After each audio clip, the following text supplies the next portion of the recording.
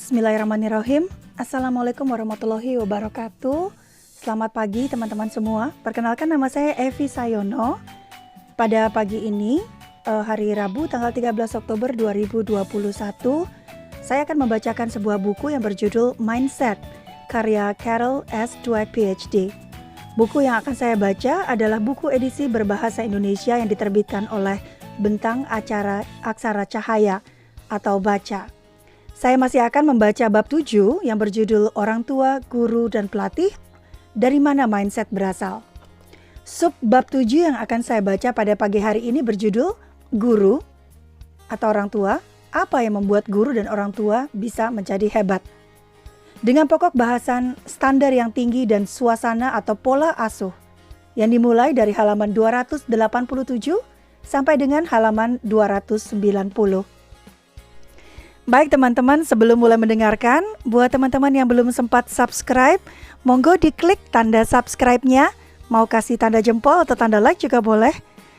Kalau mau memberikan feedback, silakan ketik di kolom komentar ya. Jika teman-teman suka isi video singkat ini dan berharap teman-teman lainnya juga bisa mendengarkan informasi di dalamnya, monggo di-share juga ke teman-temannya. Baik, terima kasih. Mari kita mulai yuk. Standar yang tinggi dan suasana asuh, halaman 287. Guru-guru yang hebat menetapkan standar yang tinggi untuk seluruh siswa mereka, tidak hanya bagi para siswa yang telah mencapai standar sebelumnya. Marva Collins menetapkan standar-standar yang sangat tinggi sejak awal.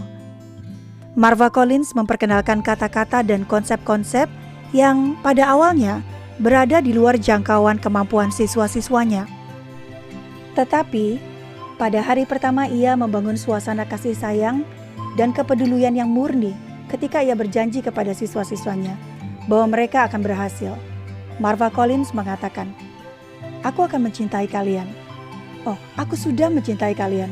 Dan aku akan tetap mencintai kalian, bahkan ketika kalian tidak mencintai diri kalian sendiri," kata Marva Collins kepada anak yang tidak mau mencoba. Apakah para guru harus mencintai seluruh siswanya?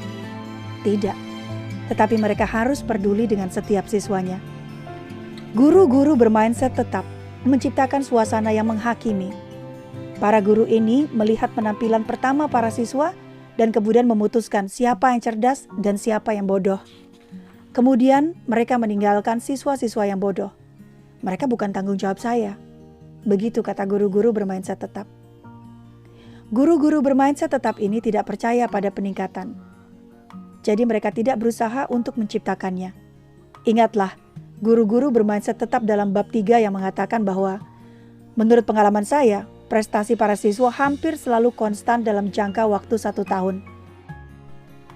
Sebagai guru, saya tidak dapat mempengaruhi kemampuan intelektual siswa saya. Begitu kata mereka.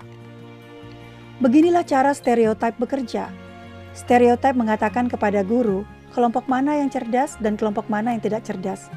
Demikian, guru-guru bermindset tetap tahu siswa-siswa mana yang harus mereka tinggalkan bahkan sebelum bertemu muka dengan mereka semua.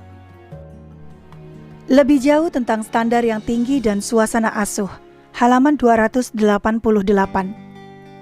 Ketika Benjamin Bloom meneliti 120 orang yang terdiri dari para pianis, pemahat, pematung ya, perenang, pemain tenis, ahli matematika, dan peneliti saraf kelas dunia, belum menemukan sesuatu yang sangat menarik. Bagi sebagian besar mereka, guru pertama mereka digambarkan sangat hangat dan menerima mereka dengan baik. Bukan karena mereka menetapkan standar yang rendah, tidak sama sekali. Tetapi mereka menciptakan sebuah suasana yang penuh kepercayaan, bukan suasana yang menghakimi.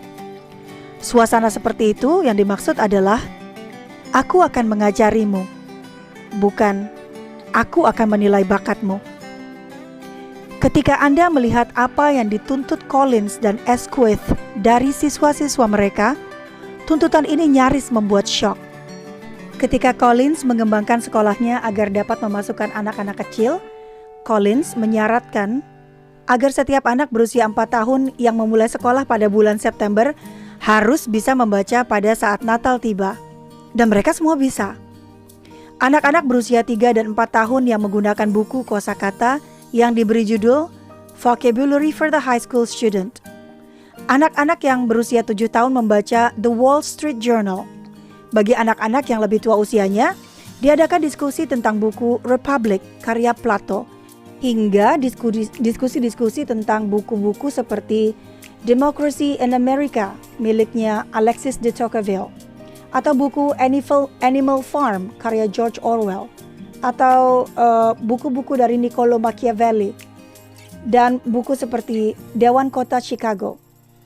Daftar bacaan untuk anak-anak sekolah dasar tingkat akhir mencakup The Complete Plays of Anton Chekhov, ini bacaan saya waktu kuliah, Physics Through Experiment, dan The Canterbury Tales, dan tentu saja Shakespeare.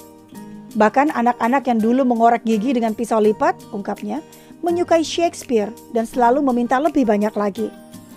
Halaman 289. Namun Collins tetap mempertahankan suasana yang sangat mengasuh ini. Ia adalah orang yang sangat ketat dan disiplin, tetapi penuh kasih sayang. Menyadari bahwa siswa-siswanya berasal dari guru-guru yang mengatakan kesalahan mereka, dia segera memberitahukan komitmen penuhnya kepada mereka sebagai siswa-siswanya, juga sebagai manusia. Asquith merasa kecewa dengan penurunan standar. Baru-baru ini Asquith mengatakan kepada kami bahwa sekolahnya merayakan nilai membaca yang 20 poin di bawah rata-rata nasional. Mengapa? Karena nilai ini 1 atau 2 poin lebih tinggi dibandingkan tahun sebelumnya. Mungkin penting mencari yang baik dan bersikap optimistis, ungkap Asquith. Tetapi angan-angan bukanlah jawaban yang tepat. Mereka yang sekarang ini merayakan kegagalan tidak akan mau bergerak untuk membantu para siswa yang sekarang merayakan pekerjaan mereka membalik burger. Harus ada seseorang yang mengatakan kepada anak-anak itu bahwa mereka tertinggal dan mulai menyusun rencana yang tepat untuk membantu mengejar ketertinggalan tersebut. Halaman 290. Seluruh siswa kelas 5 asuhannya menguasai daftar bacaan yang mencakup Of Mice and Men, Native Son, Bury My Heart at Wounded Knee, The Joy Luck Club, The Diary of Anne Frank, To Kill a Mockingbird, A Separate Piece. Catatan saya bahwa buku-buku tersebut ini buku-buku yang saya baca saat kuliah, dan ini dibaca oleh anak-anak kelas 5 siswanya si Asquith tadi ya. Jadi bisa dibayangkan standarnya Asquith ini tinggi banget. Setiap siswa kelas 6 asuhannya lulus ujian akhir aljabar yang akan mengurangi tangisan sebagian besar siswa kelas 8 dan 9. Tetapi sekali lagi, semuanya dicapai dalam suasana kasih sayang dan komitmen pribadi yang mendalam kepada setiap siswa. Tantangan dan asuhan juga menggambarkan pendekatan delay. Salah seorang mantan siswa Delay mengungkapkan hal tersebut dengan cara ini. Itulah bagian dari kejeniusan Ibu Delay. Ia menempatkan orang-orang dalam kerangka pikir di mana mereka mampu melakukan yang terbaik. Sangat jarang guru yang benar-benar dapat membuat Anda mencapai potensi tertinggi Anda. Dan Ibu Delay memiliki karunia tersebut. Dia menantang Anda, tetapi pada saat yang sama Anda merasa diasuh olehnya. Baiklah teman-teman semua, saya akan mengakhiri bacaan saya pagi hari ini di halaman 290. Sampai jumpa di bacaan buku Mindset berikutnya untuk melanjutkan bacaan di bab ke-7 ini. Sekali lagi terima kasih atas waktunya sudah mendengarkan video singkat tentang buku Mindset ini. Terima kasih buat teman-teman yang sudah klik tanda subscribe, yang belum silahkan ya. Mau di like atau di share ke teman-teman lain juga boleh. Saya Evi Sayono, sekali lagi saya mengucapkan terima kasih atas waktunya dan sampai jumpa di lain kesempatan dan bacaan-bacaan berikutnya. Selamat pagi, selamat berkarya, sampai jumpa lagi. Dah.